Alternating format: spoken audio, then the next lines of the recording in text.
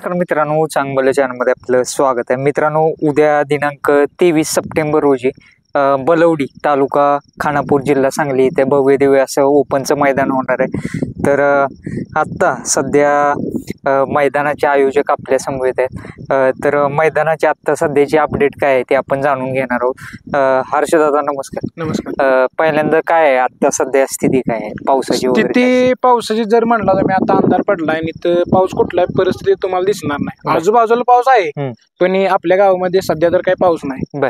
आणि तुम्ही फाटी सुद्धा धावतो, तुम्हाला तुम्ही खाली बघा, कॅमेरा इकडे घ्या, तुम्हाला कट्ट नाही पूर्ण, तुम्हाला कुठल्याही परिस्थितीत पाय बुडेल ह्या गोष्टी होणार नाही तिथे बैलांसाठी. मग फाटी ह्या हिशोबाची आहे आपली. आणि माणसांना अफवा उठली की बाबा चिखल होतोय फाटीत किंवा पाऊस पडलाय तर कोणत्याही अफवांना बळी पडू नका. मैदानाची पूर्ण तयारी झालेली आहे. बघू शकता तुम्ही, खालीचं बॅनर बांधणारा सुद्धा माणूस आलेत, टेज झाला, बॅरिकेड पूर्ण झालेत, बॅनर लावायची कामं चालू आहेत.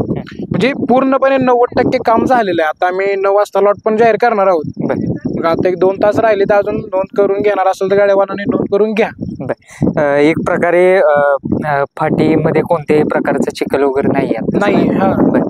आत्ता आबाळ दिसते थोडंफार, तरी काय अपडेट असलेस ते कळवली जाईल का? अपडेट असलेस कळवली जाईल. आणि जेणेकरून परवा दिवशीचा मुद्दा सांगतो तुम्हाला, ताईंचं मैदान ज्या दिवशी झालं त्या दिवशी मुसळधार पाऊस आला एवढा की बाबांनो बलवडीत आज ताकद एवढा पाऊस कधी पडला नाही. ह्या हिशोबाने तिने पुलावरून पाणी गेलेलं. पण सकाळी 9ला आम्ही ज्यावेळी मैदानावर होतो इथे तेव्हा आम्ही बघितलं मैदानावर चिखल नावाची गोष्ट नव्हती. आणि हे तालुका संघटनेचे जे पंच आहेत आपले सगळे, त्यांनी येऊन सकाळ मैदान चेक करून गेलेत, जेणेकरून की त्यांना फोन येतात बैलांच्या पहिऱ्यांसाठी, गाडी येणार आहे लांबून.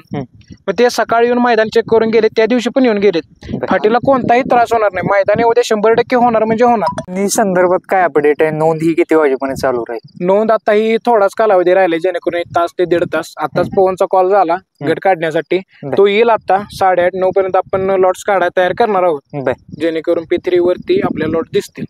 P3 लाईव्ह वरती लाईव्ह आपल्याला लॉट्स दिसणार आहेत. उद्या सकाळी मैदान किती वाजता चालू? उद्या सकाळी मैदान हे शार्प 9 वाजता चालू करण्याचा प्रयत्न आहे. आणि फायनल आपल्याला उजेडात घ्यायचा आहे, जेणेकरून की बाबा परत पावसाचं वातावरण होऊ शकतं. फायनल हा लवकरच घ्यायचा, जेणेकरून लवकर करावा. आता लांबून जे बैलगाडी मालक येत आहेत तर त्यांची कशी सोय केली? लांबून आता 2 बैल आलेत आपल्याकडे ऑलरेडी, आपण ते उतरून घेतलेत गोठ्यावरती. म्हणजे येत आहेत ते संपर्क करतात आपल्याला, आपण ते उतरून घेतोय त्यांच्या. म्हणजे लांबून जे येणार असतील त्यांची आपण सोय केलेली, कमिटीला कॉल करा, आम्ही त्यांची सोय करतोय.